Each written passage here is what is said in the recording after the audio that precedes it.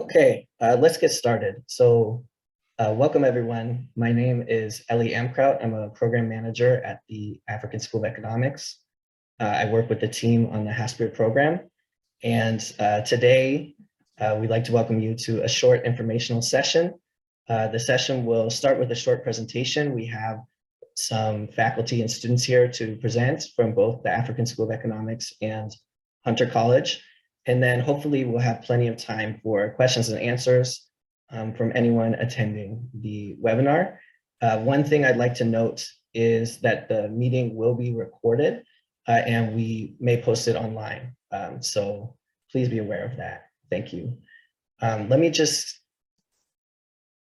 introduce the panelists today. So we have Leonard Wanchakan, who's the founder of the African School of Economics and a professor at Princeton University. We also today, unfortunately, Partha Deb, who is the chair of the economics department at Hunter College, couldn't make it, but we do have Karna Basu, who is a professor at Hunter College. We have Natalie Cox, a professor at Princeton University, and we have Tiffany and Hassan, who are two of our HASPERE students. So let's get started with Professor Wanchakan. All right, welcome everyone. Thank you very much for coming. So it's going to be a very short description of the program. So let me say a couple of things about HASPERE and also about African School of Economics. But before that, let me tell you that economics as a profession is becoming increasingly important for social economic development around the world. It's also one of the most one of the most central academic disciplines. So economics now is connected to psychology, sociology, history, but also to computer science, environmental science. So a degree in economics is extremely valuable and very important, not only at a personal level, but also at the level of the society as a whole.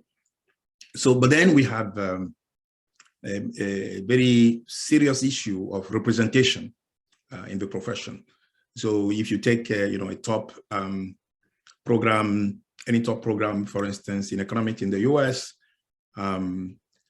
many might have only like 1 or 2 minority students, PhD student every other year, some every 4 years, or even some maybe haven't had one for 12 or 14 years. So it's a very, very serious issue. While those programs, for instance, should have 2 students, for instance, 2 minority students at least, out of 20 every year.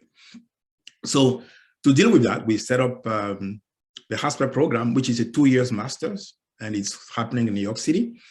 The program was launched in fall 2022. You are going to see some of the students in a second. I mean, maybe in 10 or 15 minutes.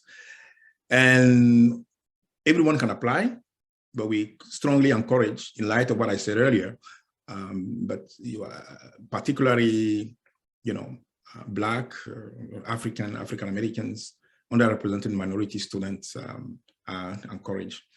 The way the program is designed, it's ideal for preparing for PhD in economy and policy, but also in political economy.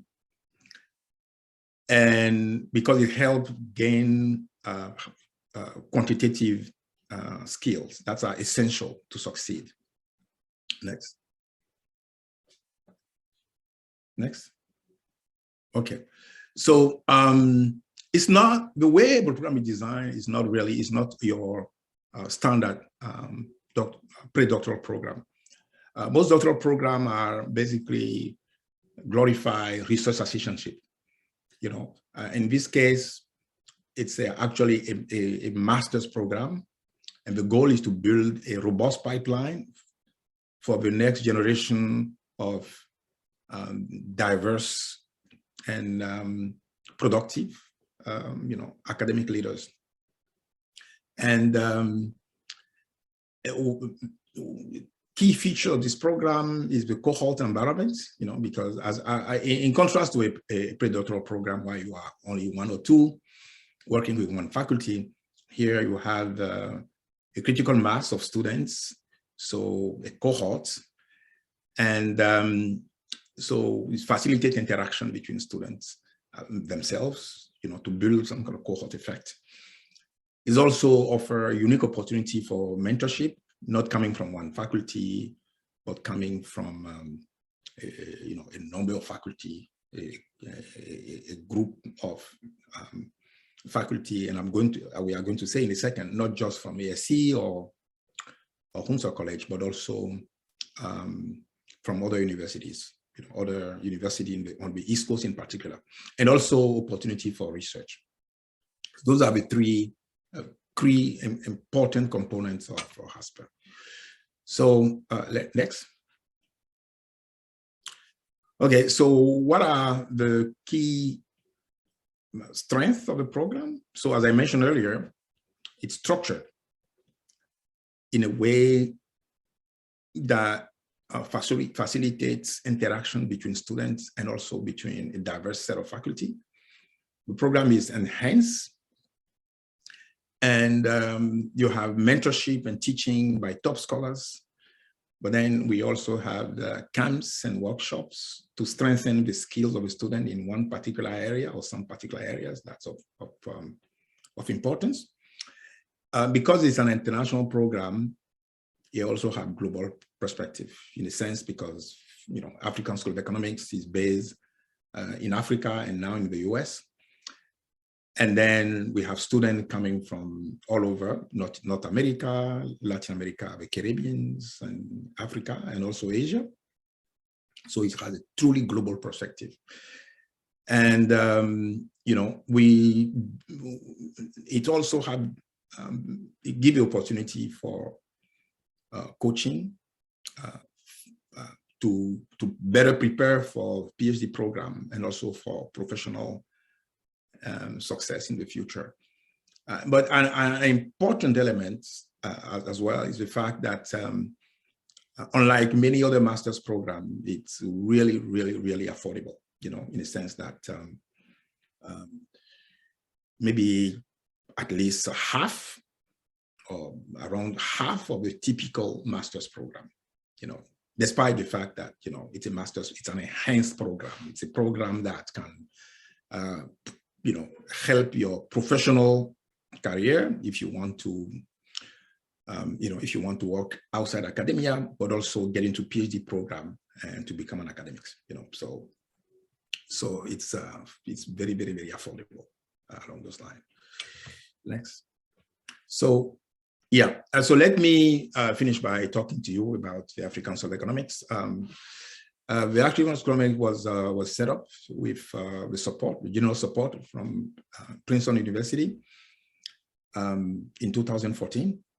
And we have originally a campus in Benin and now in Côte d'Ivoire. And by September, end of this year, we are going to have another one in Abuja, Nigeria. But then besides that, we have a joint degree program, for instance, like the one we are developing, that we have developed, I should say, with Hunter College, have a joint degree program with Stellenbosch University in South Africa. So the students come from 17 originally, but now up to 27 countries from around the world, For instance, like East Africa, West Africa, North Africa. But 2 years ago, last year, for instance, we have one student from the US who got his MBA, now working in Wisconsin. And then we have a student from Mexico who got into 4 or 5 top programs in US, but then ended up at Harvard University. He's from Mexico. So talking about PhD placements, so we place over the years about 27 students in Canada, in Europe, in the US, particularly US like Wisconsin, Princeton, and Harvard. And we have a big milestone this year, which is our a student from our first cohort, Gaetan Nandong, got an assistant professor position at New York University. So he was actually only a fifth-year student, maybe, yeah, for fifth-year students, and was still a year away from completing his PhD and got a job at NYU, which a testament to the strength of the program. The picture you saw here, we see here, is that of Patrice Yolomifi, who is from Benin, and he's at Illinois. And we have other students, as I said, in Wisconsin and other places. What is also quite important, interesting about ASC is research. So we have three big areas of research. One is political economy, where I think we are very much at the frontier of the research in political economy, particularly on institutional experimentation. Experimentation of institutions or decision-making processes as opposed to policy. So we have several projects along those lines, mostly funded by either JPAL or for instance, Open Society Foundation. The other big area of interest is education. So we have a major research project ongoing in Nigeria, RISE, 4 years project funded by the British Development Agency. And then we also very strong in economic history, particularly in applied applied microeconomics to economic history. So we call it historical applied micro, which is also one of the area where we are very much at the cutting edge. So ASC, it doesn't not only distinguish itself by the academic program, the master's, the bachelor, the PhD, not only by its placement into top PhD program, as I said, and the fact that some of those students end up actually getting an academic job, but and also by research. I mentioned also, I forgot to mention, for instance, beside the one who got into academia, so we have students at the World Bank, top trade advisor of the government of Togo, and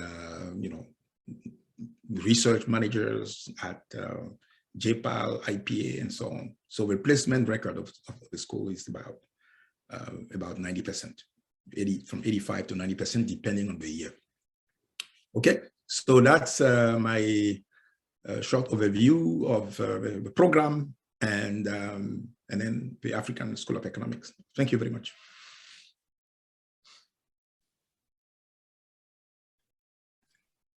Okay, thanks, Leonard. Hi, everyone.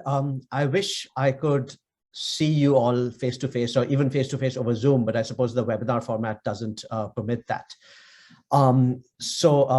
Yeah, so it's like I'm speaking to my fellow panelists as opposed to you, because I don't see you, but hopefully we'll get to meet at some point. So I am the director of the regular master's program in economics at Hunter College, and I am an associate professor in the economics department. So so as you may or may not know, Hunter also has its own one year plus MA program. And when Leonard and the African School of Economics approached us about collaborating to build a more enhanced program, we were very, very excited, because we really believe that there are major synergies between the two schools. And so far, yeah, things have been going very well. And we are super excited with our first cohort of students, some of whom you'll meet. So Hunter is a college in the City University of New York. And we have our own economics department that offers bachelor's degrees and master's degrees. And we are also integrated into the Graduate Center of the City University of New York, which offers PhD degrees. So as our students have access to faculty, not just at Hunter and the Graduate Center, but also in the other economics departments at the other colleges. Now, Hunter has always had a very major mission of boosting diversity and generating social mobility, social and economic mobility. And the City University of New York in general has been in the news in recent years as being a very, very major engine of economic mobility in the United States. So that's something that we take very seriously and we are very proud of. And I, in particular, really love the master's program at Hunter, which is why I am also super enthusiastic about the collaborative HASPERE program. Our master's program has been a place where we nurture and identify promising students, and it's not as intensive as the HASPERE program, but even in our regular program, we have placed our students very well. Our students have gone on, graduates have gone on to central banks, to international organizations like the UN, to lots of PhD programs in the social sciences. And in fact, some of our recent students who went on to PhD programs have done very well in the academic job market. So one of our ex-master students, Kwabena, whose picture you see there, is now an assistant professor at Stanford. I just was communicating with someone else who was a recent PhD graduate. He did a master's from Hunter. He is now an assistant professor at Cornell, and he would like to be more involved in interacting with HASPERE students as well. Now, the problem with a standard master's program is that one is not able to offer students sufficiently in-depth training that really gives them the skills and the tools to excel in highly technical fields like advanced economics. And that's where the collaboration with HASPERE comes in. And I think it's a very, very promising collaboration. So just this semester, our HASPERE students are going to be taught by Hunter faculty. They're going to be taught by HASPERE faculty. And they're going to be taught in short modules by expert faculty from other universities, which Natalie is going to tell you a little more about. But let me talk about a few other things before that. Next slide, please. So here's the rough course plan, the way that that HASPERE students get training. And you'll see here that we have a lot of stuff that, as Leonard mentioned, goes above and beyond standard generic coursework and goes above and beyond just being an RA. So we really, I think we pack in a lot of stuff that is also like stuff that students don't have to pay for explicitly, but we think is very valuable. So here's how you should expect your HASPERE experience to be. So when you apply, suppose you are applying for this fall, what you would start with in the summer is a math and statistics boot camp for 2 weeks. And that is a camp that basically makes sure that your basic skills are up to speed, and to refresh you, maybe you haven't done some pieces of math in a few years and so on, to refresh you on those things. That leads you into the fall semester where you do a formal math for economics course. And the reason we have these courses built into the program is that we don't want to have unnecessarily daunting math requirements. At the end of the day, economics is a social science. We use math to enhance our ability to organize our thoughts. And we want to be able to provide you with those mathematical tools in the program itself. Now, of course, if you want to take additional math, that's totally encouraged, but we don't want that to be an essential central part of the program. And we don't want you to be scared off by the math issues either.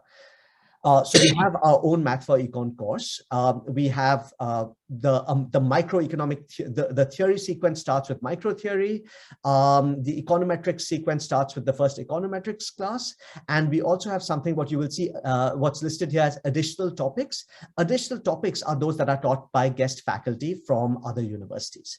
And last semester, we had some very exciting additional topics lectures that I think the students really enjoyed.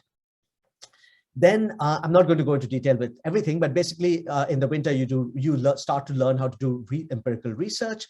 In the spring, you continue your theory sequence. You also start taking more advanced courses, that the types of things that really prepare you for graduate school and more advanced work. And you continue with additional topics. So that's the first year. Then the the summer before the second year, we start preparing you for more the next next steps beyond HASPERE.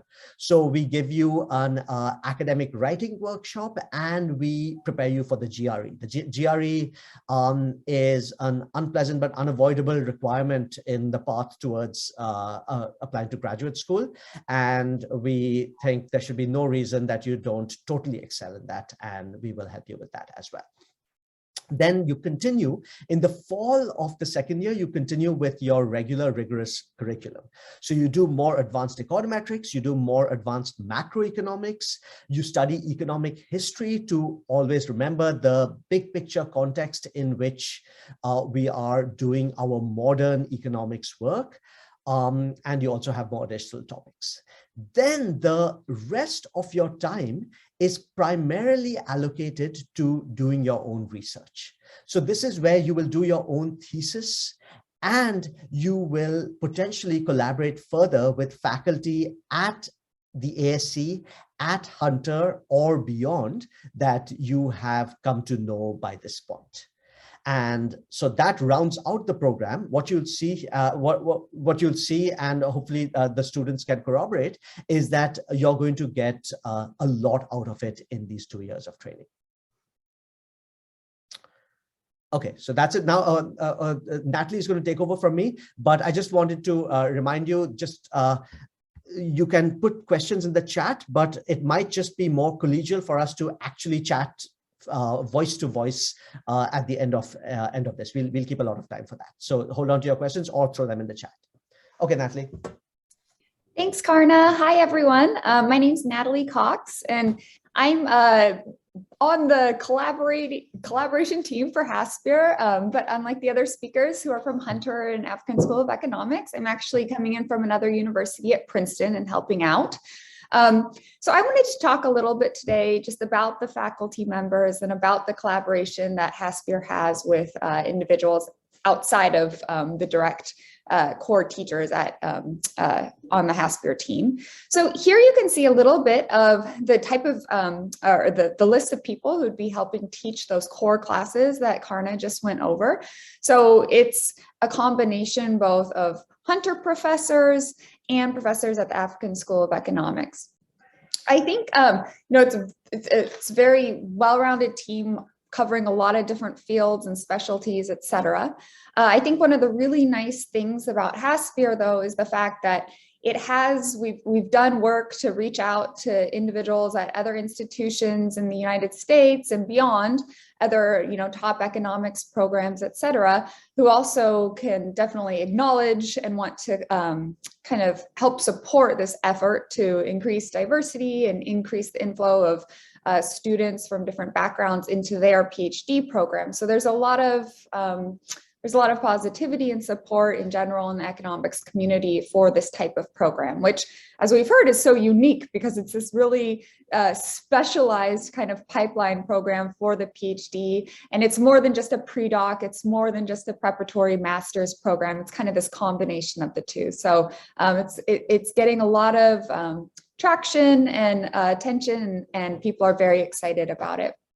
So here on this slide, we've listed some of the collaborating faculty that we've reached out to who are interested in helping with the program. And they come from a wide range of schools that all have economics PhD programs that you could apply to or potentially go to after HASPERE, many on the East Coast in particular, which is exciting because hopefully after COVID, actual face-to-face interaction with some of these individuals and schools is going to be potentially more feasible. But what role do these faculty members have?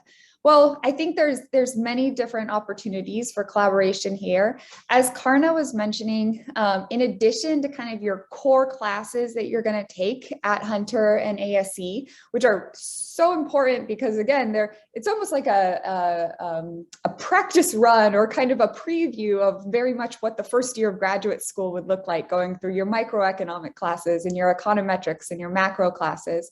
But in addition to that core coursework, we've had a really nice opportunity to get guest lecturers come in and teach you as a cohort and as a group on some special topics, special guest lectures within these different courses. So I think maybe a couple are in the audience today. I saw Jennifer Hunt is attending. She did a wonderful guest lecture module for us in this past fall. And these lectures are important for a couple of reasons. First, they're giving you a real taste of, okay, what's kind of the level, what's the technical level, and what's the type of stuff that I'd be learning in a PhD program as a graduate student.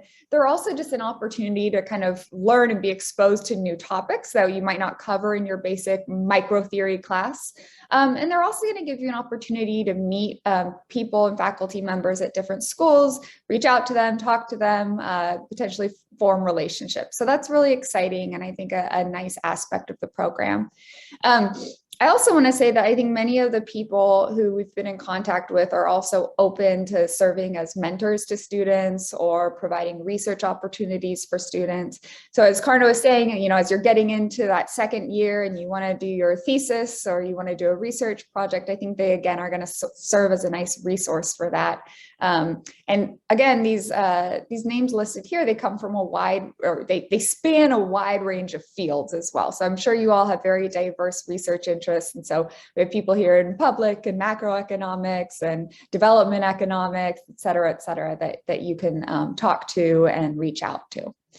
So that's just a little bit about the role of the collaborating faculty. Again, I'll say, I think this is kind of a unique aspect of this program in comparison to, we've done a lot of comparisons of this to the pre-doc programs that are becoming more and more popular out there before you enter a PhD. Just because in a pre-doc, you know, you're very much working with a single professor or just with a single researcher throughout a year or two. And so here's kind of an opportunity to potentially branch out and network a little bit more with additional people at additional schools.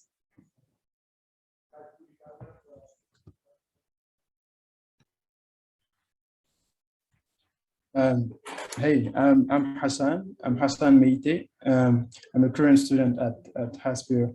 And so basically I'm from Côte d'Ivoire, and I did my undergrad studies at NYU in Abu Dhabi, where I did an economics major and with concentration in applied math and finance. So I'm here to share my experience.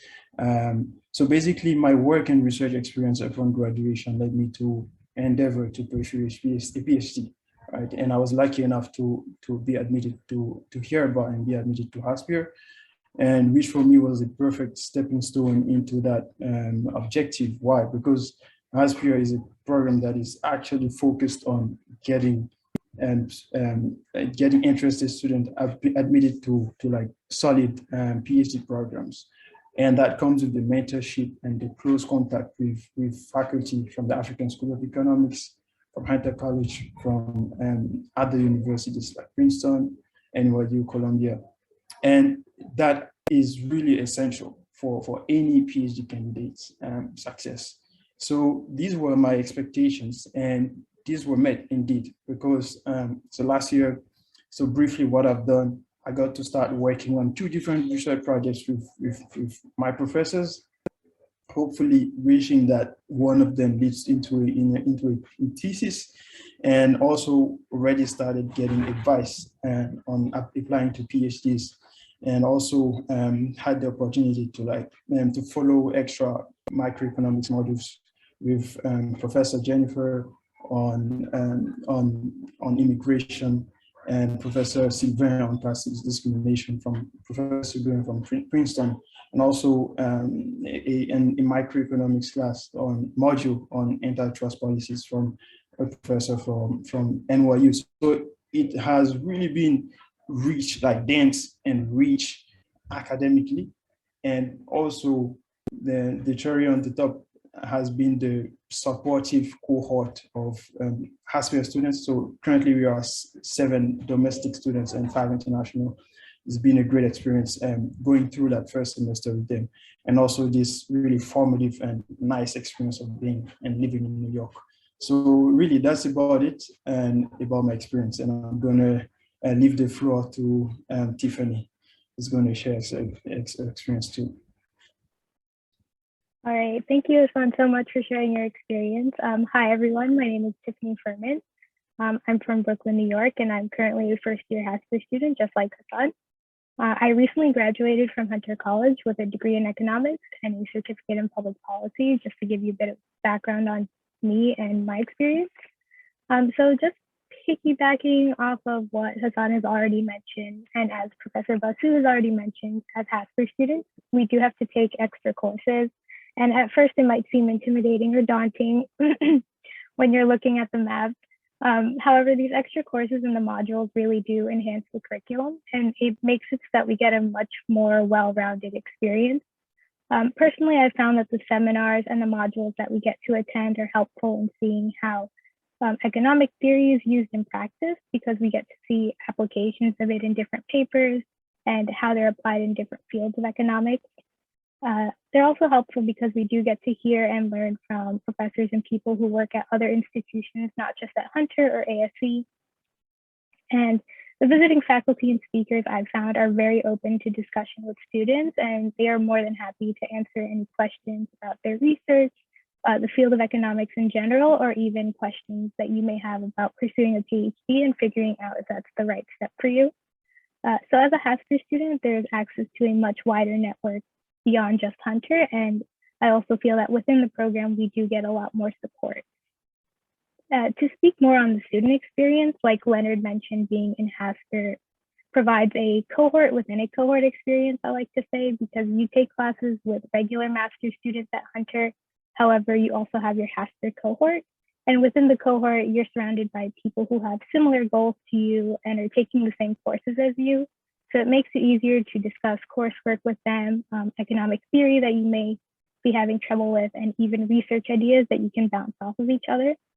And another big thing for me is how diverse the program is, which is one of the main goals of the program. There are people in our cohort from different countries and different states, like Hassan has mentioned, and I've found that I've learned a lot from my fellow peers just by having conversation with them, and it's given me a lot of new perspective on the world. And I've also found that the students in my cohort are very supportive and willing to help. So it's nice to have that support from my peers, and also nice being surrounded by people who are like-minded and have similar goals.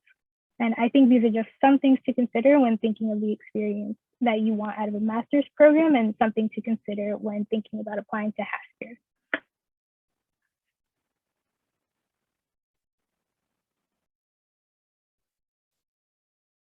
Thank you, Tiffany and Hassan.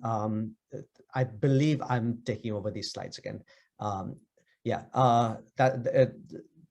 was great to hear from the two of you. For everyone else, the two of them are among my very favorite students this year. And I just finished teaching them last semester. Okay.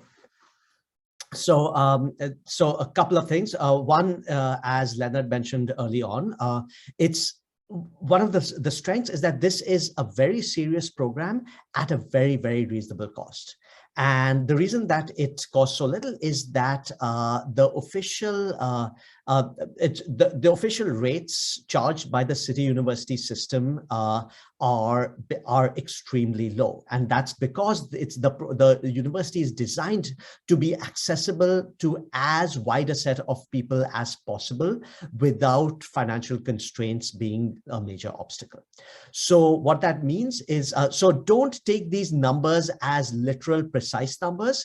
They're approximate, but and I think this is what it was in the past. But if you go to the Hunter College website, you will see very explicit calculators which tell you exactly how much you have to, how much you owe as in-state or out-of-state students. But what you see here is that whether you are in-state or out-of-state, the numbers are they're very low. And especially by the time you're in the second year, the costs drop even more significantly.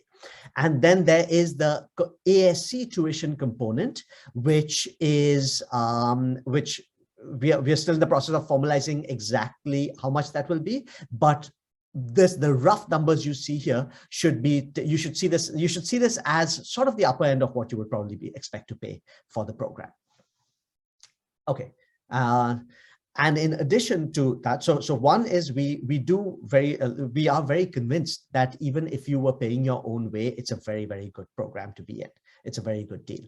But we do also want to be able to offer as much funding as possible. Now, our hands are tied by the amount of funding that we are able to access ourselves, but we are putting in a lot of effort to try and access funds for our students. So at the moment, we have some limited funding from that Leonard Wanchicon has secured from Princeton University for some of our international students. And we have an NSF grant for some of our domestic students. So we have access to some funding. We cannot fund nearly as much as we would like to, but know that there are some avenues of funding available here.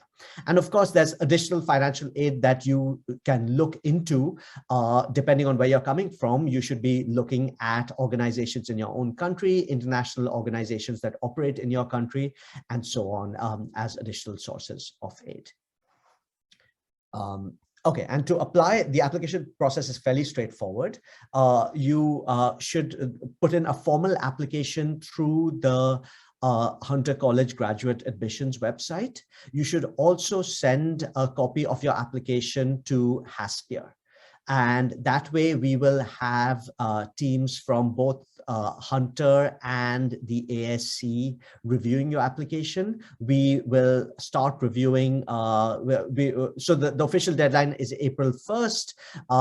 It may or may not be extended. We encourage early applications because we review them on a rolling basis. So we would be very excited to take your applications, take your questions.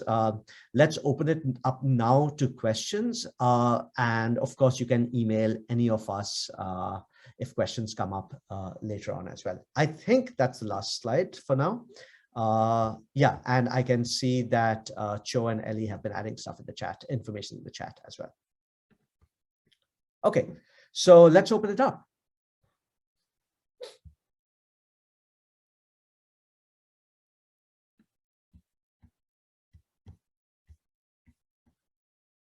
I think Desiree is in charge of coordinating. I see a hand up, for instance. I'm not sure how we handle that. So Desiree, maybe you can unmute whoever wants to speak. Whose hand is raised? I'm sorry, I don't see it on my end. It's George Godpool. Okay, thank you. Yeah, George, go ahead, please.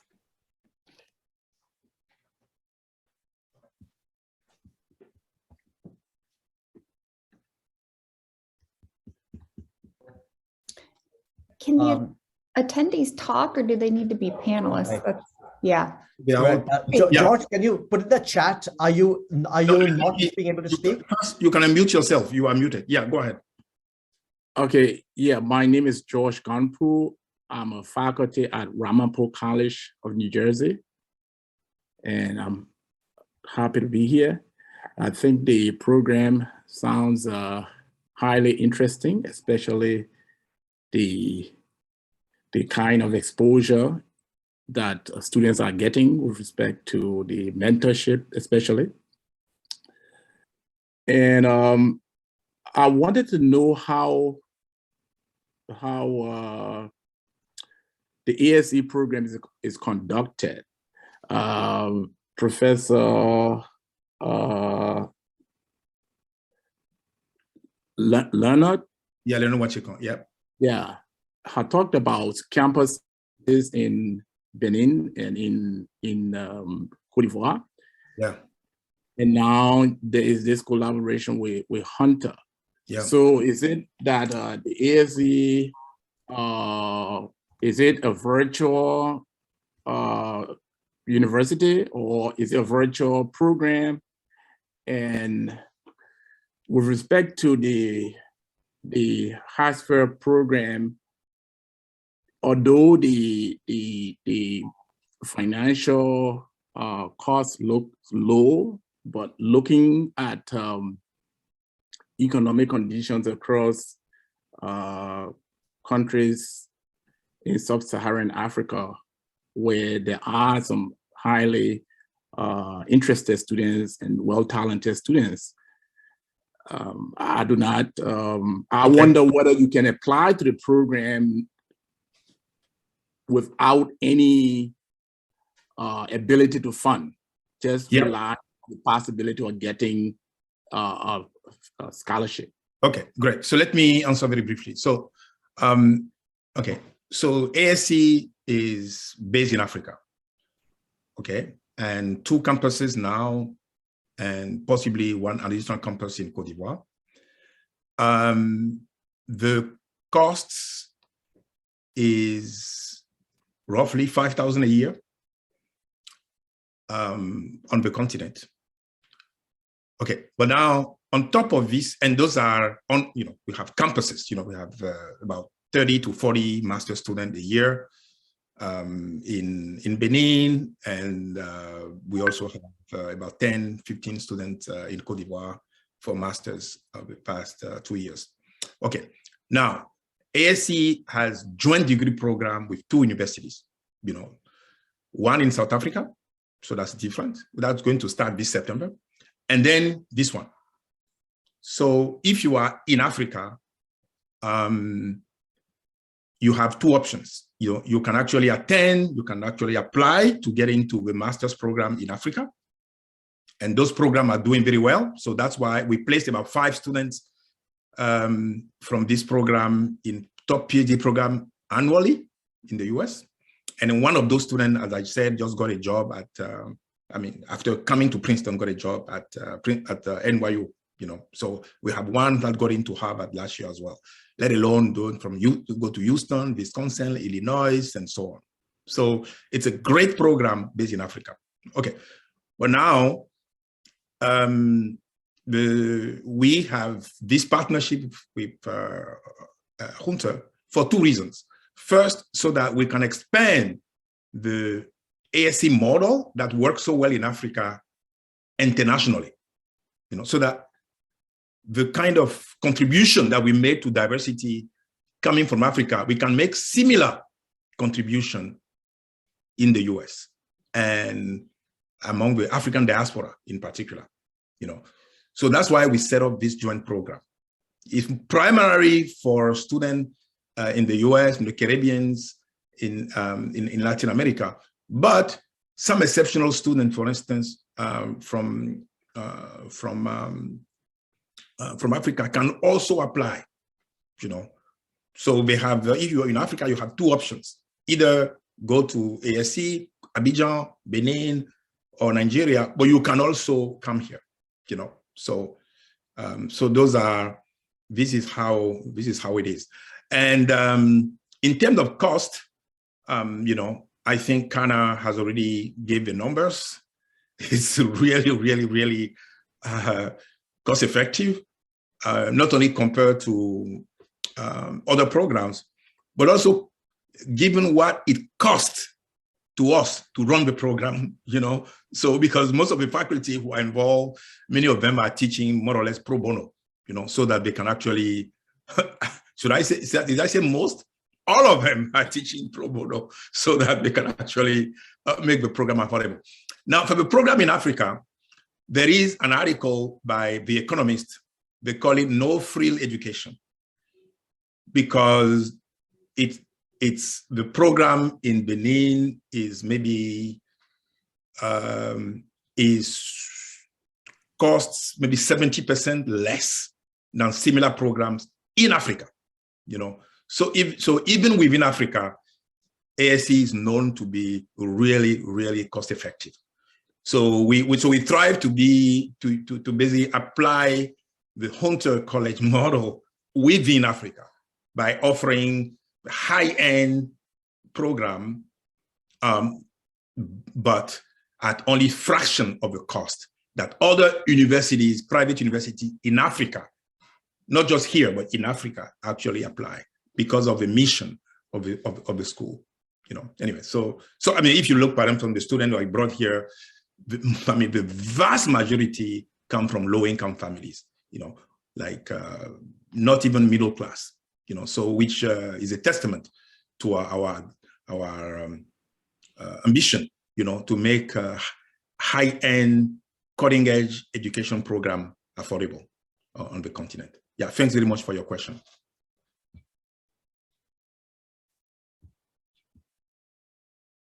Thank you. Yeah. Are there someone else wants to?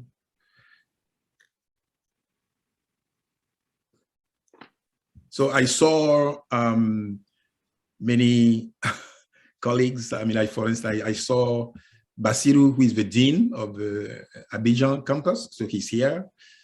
So if somebody has a question, we Yeah, also, there's a question in chat. yeah, you can. There are students who applied last year and got admissions, but funding wasn't enough to fund all. So we deferred our admissions. My question is, do we need to apply again? I can answer that. Yeah. Hi, I do see some familiar names here. No, you don't need to apply again. Those of you who deferred, we still are holding on to your deferrals. And we are going to be meeting about financial aid decisions after some weeks. So we will keep you updated about whether we are able to change alter aid packages for the coming year.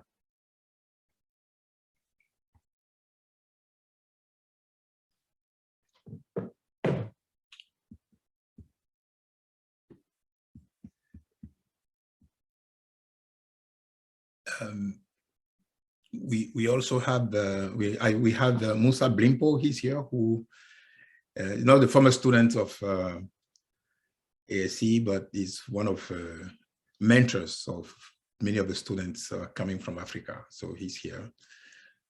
Maybe they want to say a few words. Either Basiru, are you there? You can unmute yourself. Yes, I am. Okay. Yes, I am. So introduce yourself and say a few words. Okay. And good morning or good afternoon to everybody. My name is Basiru Shitu, and I'm currently the dean at ISC Abidjan. I have the pleasure to meet Hassan and some other students who are currently at Hunter, and I'll answer any question that you may have. Over. Thank you. Musa, you want to? Yes. Oh, George, you want to? Maybe Musa first.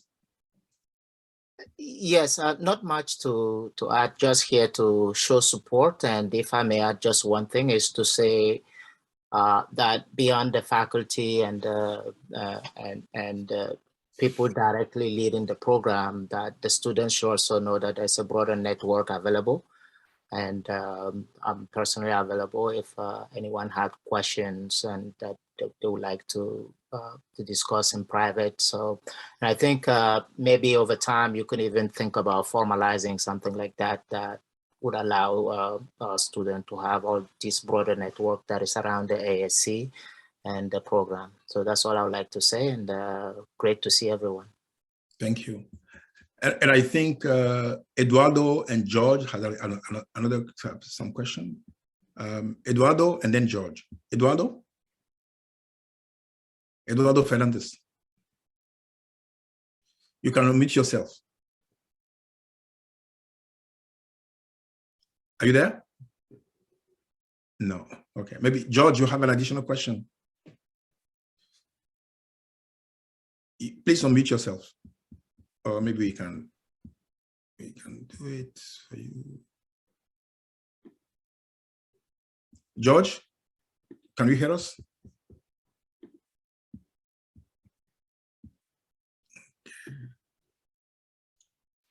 George did briefly unmute himself just now, so okay.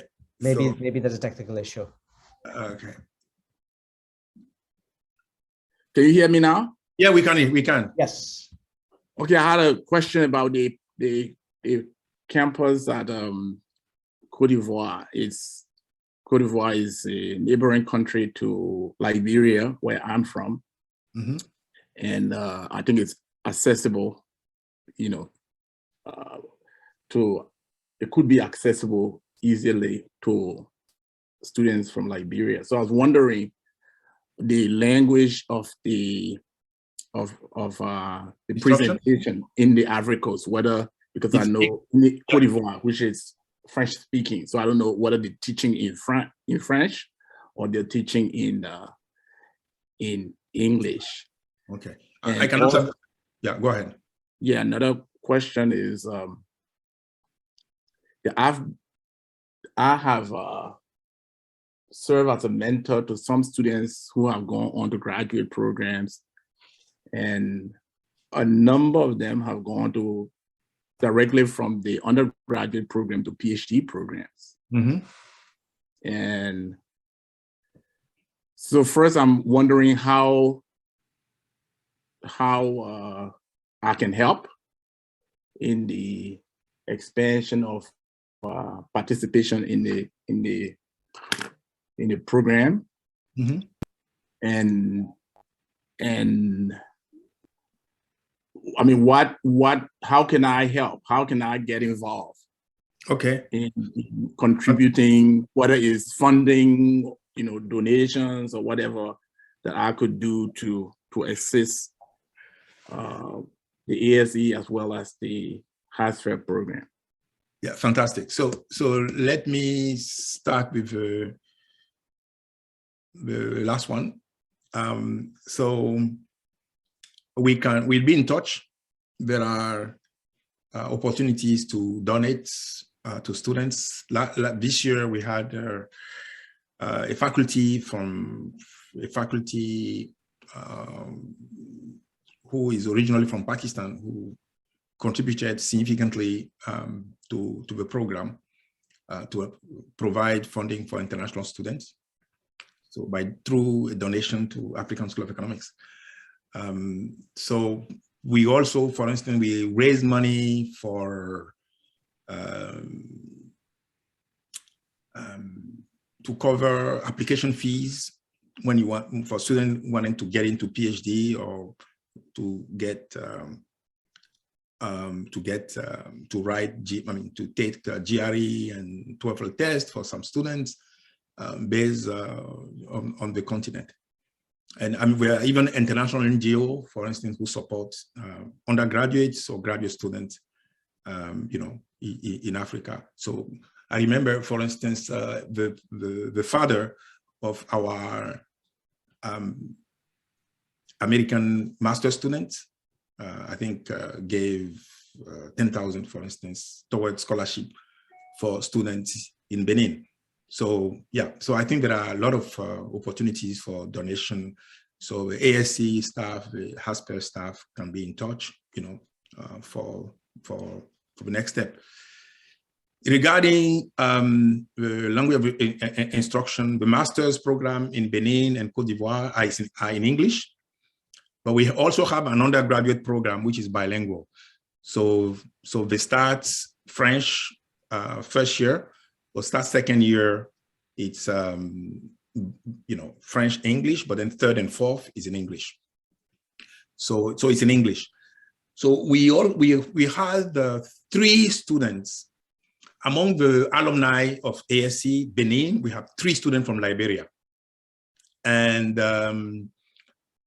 among those 3, I think all of them went on to set up consulting firm in Liberia. I can send them your contact information if you want, and they are all doing quite well. So I mentioned the PhD routes, I mentioned working for international organizations, but in fact, many students, basically took the entrepreneurship routes and set up consulting firm to help scholars, for instance, to implement particularly RCT and that type of empirical research on the continent. And some, for instance, end up working as a senior advisor for governments and ministers, So we did have Liberian already going through our program. It's something that we really want to continue. So with your help, we will keep going, because Liberia, Sierra Leone in particular, those 2 countries are, they are, like all African countries, obviously, are, quite important, because of historical reason in particular. So Thank you. So we have students from Liberia, bottom line, and you can, and really we are very happy that you can actually contribute financially to support students. Oh yeah, we can also join the network of ASC and HASPERE mentors like Musa, you know, and even come and talk to the students in either in Africa, if you are there, or in, if you go there, or but also in New York, you know, because you are not, probably you are not very far from New York. We can get you to visit. I think there are many other questions, perhaps. Yes, I'll repeat the question. It's Enoch Blim. I'm sorry in case I missed this point. What happens when a student completes the program at Hunter College? Do you support them to join top graduate schools? In the event that the student is not successful, what is the next course of action? Maybe I can ask Kana to say something about it. Sure, yeah. And I can add, yeah.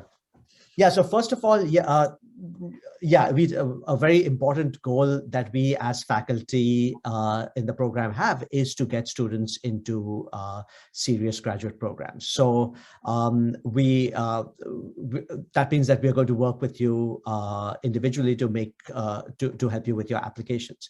And of course, there is the other stuff like the GRE training and the writing training and so on that should help you become attractive PhD applicants. So that's one of the things that we do care very much about, like that we know that getting into PhD programs in economics is not just a straightforward process where, oh, if you have the talent, you're in. There's a lot of preparation, a lot of implicit preparation that comes from all sorts of prior advantages that students have that helps them get into graduate school. And we one of the things that we want to do is to rectify some of these inequalities and advantages that students might have faced. So we are going to help with grad school applications. But of course, it's possible that you don't make it. In that case, now, to be honest, I don't have a very formal answer for that because we obviously cannot guarantee graduate admissions or employment. But what I can say is that we know it's a really good program. And one, I can give you my personal perspective. As the director of the master's program at Hunter, the regular master's program, we know that that program serves students very well for careers in the private sector, for careers in data science, for entrepreneurship, for journalism, etc., etc. So the fact that the HASPERE program is so much richer than that can only mean that there will be a lot of opportunities even outside standard PhD programs that I think will emerge when you have this degree. Yeah. So there was also a question on... Yes, the question from D. Hello, could you speak a bit on the kind of preparation you expect from students admitted to HASPERE? And one more question from D. I would just like to clarify my understanding of a previous response. Do students located in Africa have the option to do the program from here to reduce cost? So maybe let me jump on that because it's a clarifying question. This program in Africa is exceptional. I mean, like, it's really, really exceptional. And there might be some opportunities for attending virtually some classes in New York, but all the classes are in person by faculty from Europe, from the US, local faculty traveling to the campus, you know, to give you, and to, you know, for instance, as a testament to the quality of the program, you know, so the math course at ASC Benin is taught by faculty from the International Institute of Mathematics and Physics from Benin. And we have, you know, some of our faculty graduated from top university in the US, Duke University, Penn State, Canadian university like Calgary. You have a Brazilian professor graduating from Toulouse School of Economics, who gives the game theory class and stuff. So, and again, what else as basically signal for quality when we have at least, we have on average 5 students out of 10 applying to join a PhD program every year, and then from a student getting a job at NYU, going to Harvard, so there is no need, absolute need for students based in Africa to do classes virtually at Hunter, unless, for instance, we manage some kind of, something like that's going to happen, like inter-campus collaboration, where classes that's happening in Benin are made available for students here, and here are made available to those in Benin, So you can pay $5,000 a year to do your master's either in Cote d'Ivoire or Benin and do extremely well, and so that's what I can say. But obviously, in the future, there will be, there can be inter-campus kind of collaboration so that students get exposed to similar, take some classes virtually on another campus. That's clearly an option. I think there was a second question, but that's for Kana. What kind of preparation students have? Maybe you already mentioned that, but it's something that you can maybe stress one more time. Sure. So we do want you to have some intermediate undergraduate economics background and some math, but let me say, like, formally speaking, what we care about is that you should have some background in intermediate micro and macro at the undergraduate level, econometrics at the undergraduate level, and calculus, though a little more math is always a bonus. Now, if you are lacking one of those things, I still don't want you to despair, because what we've done very successfully with a bunch of students is, if you are missing a particular prerequisite, contact me directly, and we can talk about whether you could take the course or in the spring semester or over the summer. There's lots of online options, but there's also lots of options to take courses at Hunter as a non-degree student to catch up with essential requirements. So there's a certain amount of essential stuff, because we don't want you to stumble over things when you're in the program. We want you to really be ready to dive into the deep end along with your classmates. But there are many ways for you to catch up with background requirements. So you should definitely be in touch with me about your specific circumstances. Yeah, maybe coming back to the question that was asked earlier. So it's still about, okay. So obviously, beside tuition, not everyone, for instance, can afford living in New York for a year or two. So if you come from Africa, for instance, again, there might be the option in the future, it's not already formalized.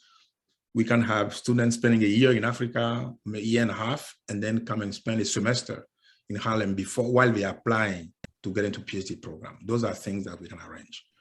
But again, I think we need to really stress the fact that the reputation, the increasing reputation of the program, and then of Hunter College and ASC, it's something that should benefit the student while they are applying to get into PhD program.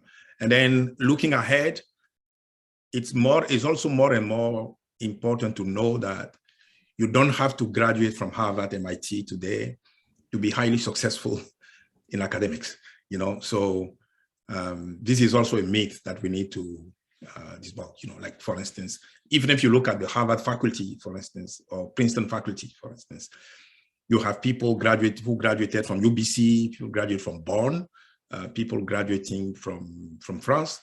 Maybe one day, somebody graduating from African School of Economics, not only will be able to get a great academic job in Africa, but also internationally, because more and more people look at your training and publication record and your potential for high level of research, less and less, exactly where you have studied. But that's down the road, I'm just preparing people to understand that if you come to HASPERE and you don't get into Harvard,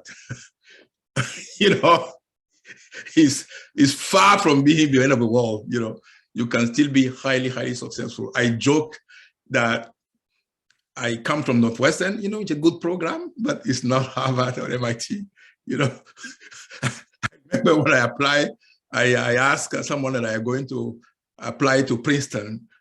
They asked me if I got the wrong, if I didn't get the wrong number, So, but then here I am teaching here, a place that didn't take me as a graduate student. So things are changing, So let's just do the work, confidence, and the rest is going to follow.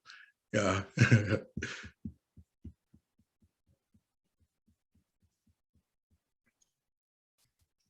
Great. One question from the chat. Felix.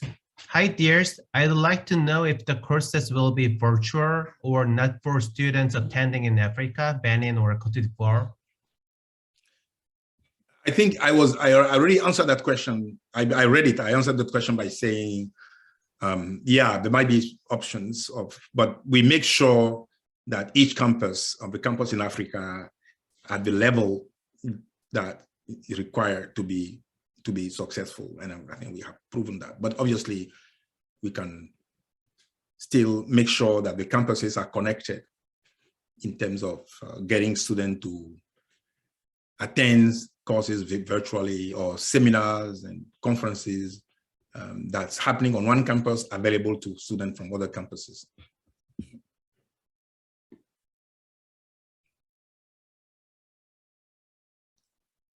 George, did you have another question? I see your hand is raised. George?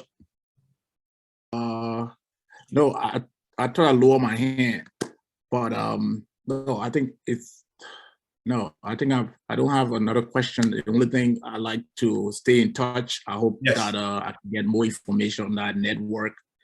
And yeah, I think one last thing, the school, what's the admission cycle for the ASC in terms of, is it regular like United States here, like for the fall and the spring? Or yes. Okay. Spring, fall. But then in Cote d'Ivoire and Benin, we also admit students in January. Okay. So it's September and January. Okay.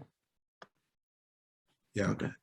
So maybe Kana can also comment on this. But the reason why we are doing this, I think we are not going to say this enough. We need minority economists at highest level, because representation in economics is very, very, very important. It's very, very crucial. My perspective and insight, your perspective and insights are, or coming from one specific group, specific country, absolutely essential for the profession to grow. So when 90% of top publication in economics covering Africa come from non-Africans, people who hadn't born and raised in Africa, which is good. It's good that Africa, for instance, generating a lot of interest.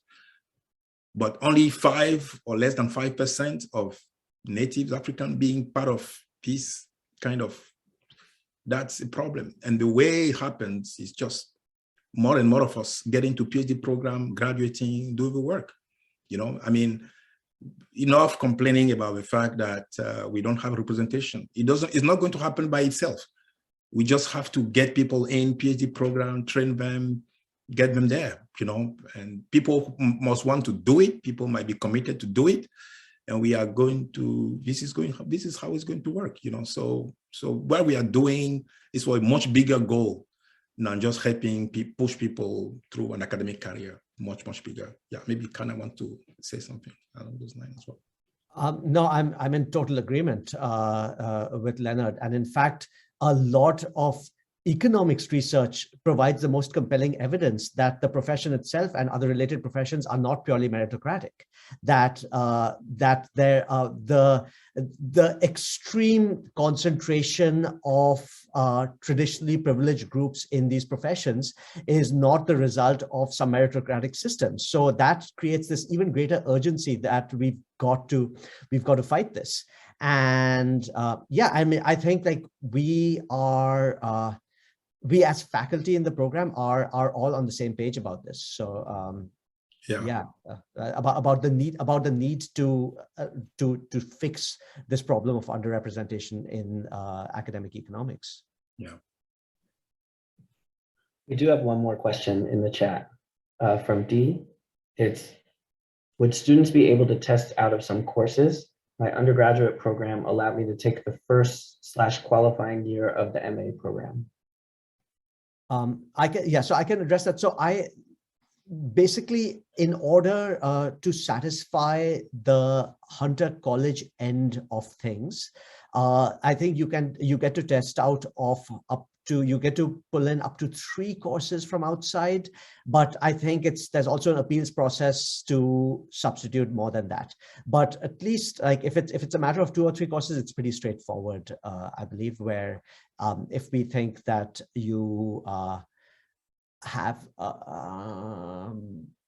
yeah, I'm pretty sure that's the case. But D, if you want to ask about specific courses and you want a firmer answer, just shoot me an email and I can look into college rules for you. I think on this, the ASE is going to have a little more flexibility than Hunter will, because they don't have the bureaucratic baggage that we at Hunter come with, but we'll work with you here.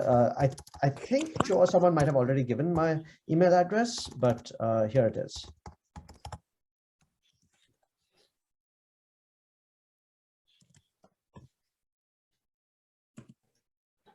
Thanks, Karna. And it seems like Leonard is typing the answer to the. Yeah, there was a question about what it takes to enroll for the master's program. So I'm saying go to a website or write to me, you know. So I'm not the website, but you know, I can help, you know. So yeah, I'm typing my email address. You know, I mean, okay, it's something, let me just stress one thing, especially for minorities, you know, there is a lot of anxiety and a lot of stress about math, you know, like, do I know enough math? You know, I mean,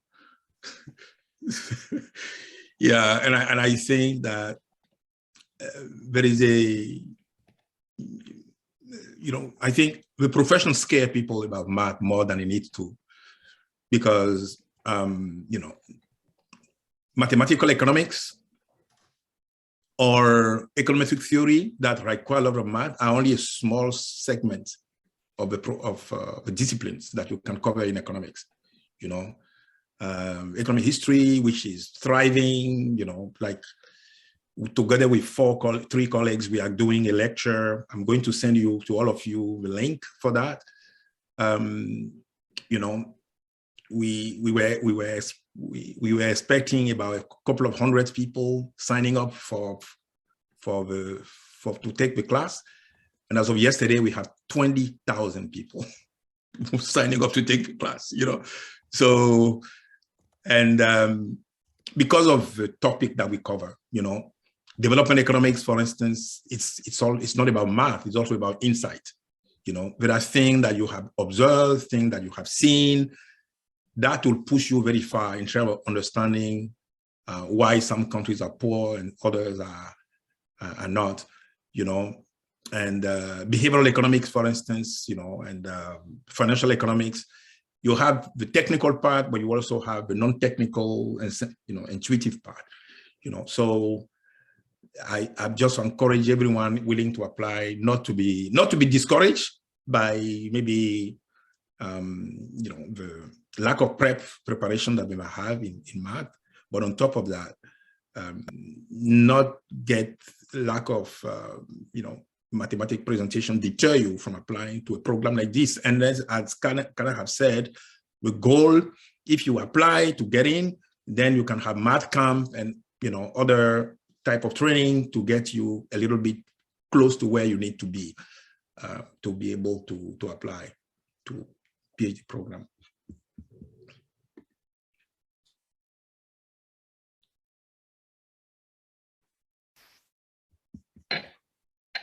So we're well over time. I think I'm happy to stick around if anyone has any other questions, but and I think we've all shared our email addresses in the chat. So please reach out to any of us with your questions. And thank you so much to everyone for attending. We really appreciate it. Thank you. So I'm sure that everybody, you have, because people sign up for this, you probably have their contact information as well, right? Yes, yes. Okay. So if anyone has objection, please let us know. Otherwise, we are going to use the contact information that you provide to reach out to you so that we continue.